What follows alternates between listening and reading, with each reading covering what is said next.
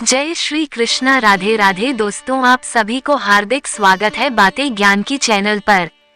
इस चैनल पर आपको वेद, शास्त्र, पुराण से जुड़े अनदेखे रहस्य मिलेंगे तथा भागवत कथा, आध्यात्मिक ज्ञान, भगवद गीता सहित अन्य सामाजिक ज्ञान भी प्राप्त होगा। मुझे उम्मीद है कि मेरे द्वारा अपलोड किए गए वीडियो से आपको बहुत कुछ सीखने को मिलेगा। जुड़े रहने के लिए आप सभी का बहुत बहुत धन्यवाद। वास्तु शास्त्र के अलावा हमारे हिंदू धर्म में भी पेड़ पौधों को बहुत महत्व प्रदान है। यही कारण है कि इनकी विधिवत पूजा का विधान है। इन्हीं में से एक है पीपल का पेड़, जिसे ब्रह्मा जी का रूप माना जाता है। पौराणिक व धार्मिक मतों के अनुसार पीपल पर जल चढ़ाने से व इनकी पूजा करने से कई तरह के लाभ प्राप्त होते हैं। परंतु क्या आप जानते हैं, इसकी पूजा करने समय दिन वार का ध्यान रखना बेहद जरूरी होता है। दरअसल शास्त्रों में पीपल के वृक्ष से जुड़ी एक कथा वर्णित है, जिसमें बताया गया है कि सप्ताह का एक ऐसा भी दिन होता है जिस दौरान पीपल के वृक्ष की पूजा करना फलदायी नहीं कष्टकारी साबित होता है।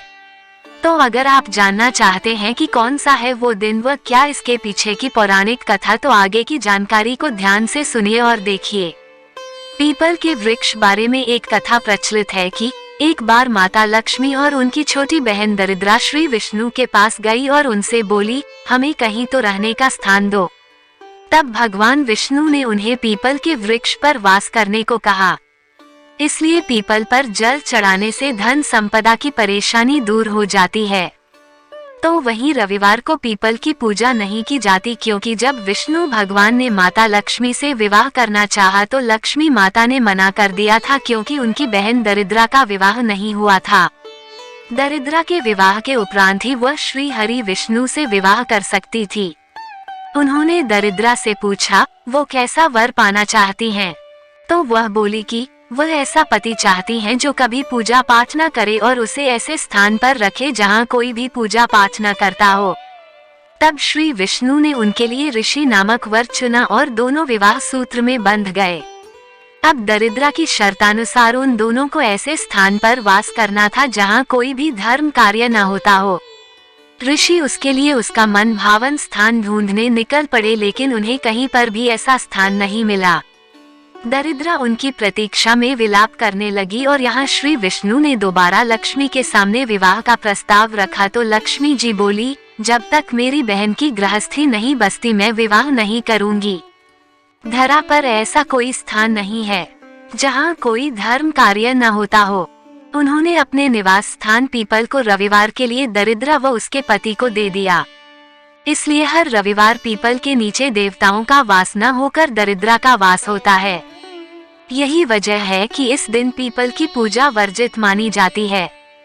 इसी लोक विश्वास के आधार पर लोग पीपल के वृक्ष को काटने से आज भी डरते हैं, लेकिन साथ में ये भी बताया गया है कि यदि पीपल के वृक्ष को काटना छांटना बहुत ही आवश्यक हो तो उसे रविवार को ही काटा छांटा जा सकता है। माँ लक्ष्मी सुख, समृद्धि और धन की देवी है।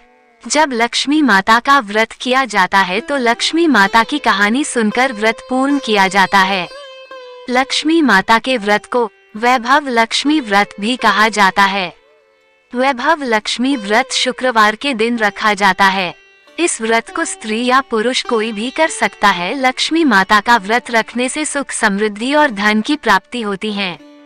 दिवाली वाले दिन माता लक्ष्मी का व्रत किया जाता है और लक्ष्मी माता की कहानी सुनी जाती है।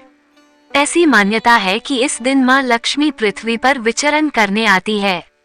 जो भी माँ लक्ष्मी के सच्चे मन से आराधना करती है, माँ लक्ष्मी उस पर अपनी कृपा बरसाती हैं।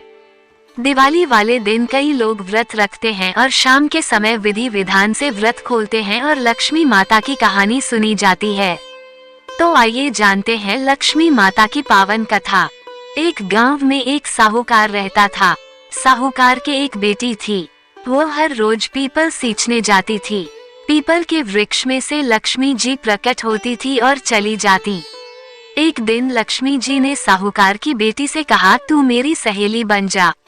तब लड़की ने कहा कि मैं अपने पिता से पूछकर कलाऊंगी। साहूकार की बेटी ने घर जाकर अपने पिता को सारी बात कह दी।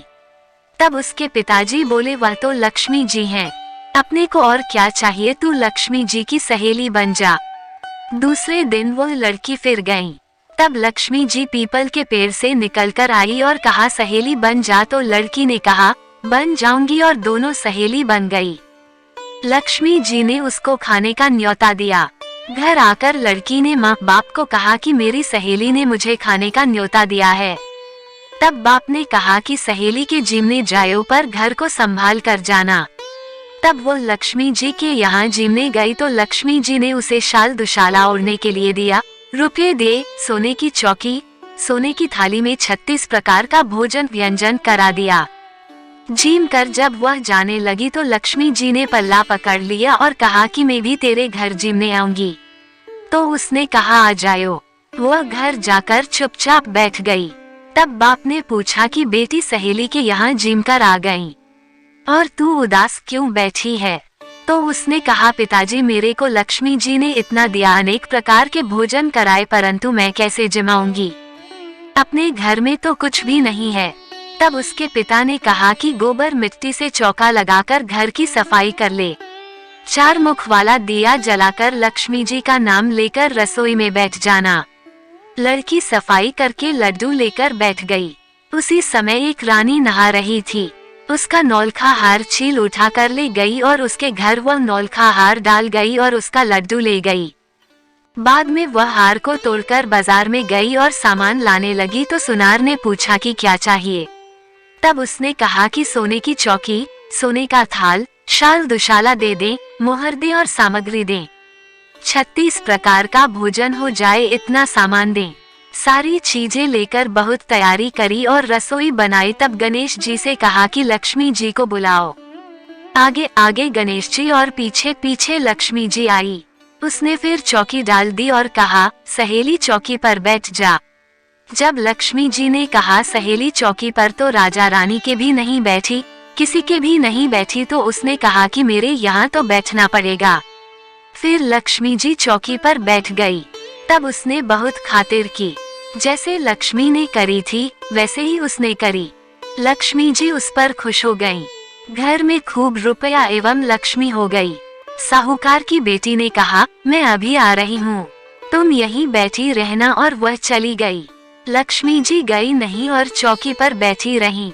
उसको बहुत दौलत दी। हे लक्ष्मी जी, जैसा तुमने साहूकार की बेटी को दिया वैसा सबको देना। कहते सुनते हुकारा भरते अपने सारे परिवार को दियो। पीहर में देना, ससुराल में देना, बेटे पोते को देना। हे लक्ष्मी माता, सबका कष्ट दूर करना, दरिद्रता दूर करना, सबकी मनोकामना पूर्ण करना।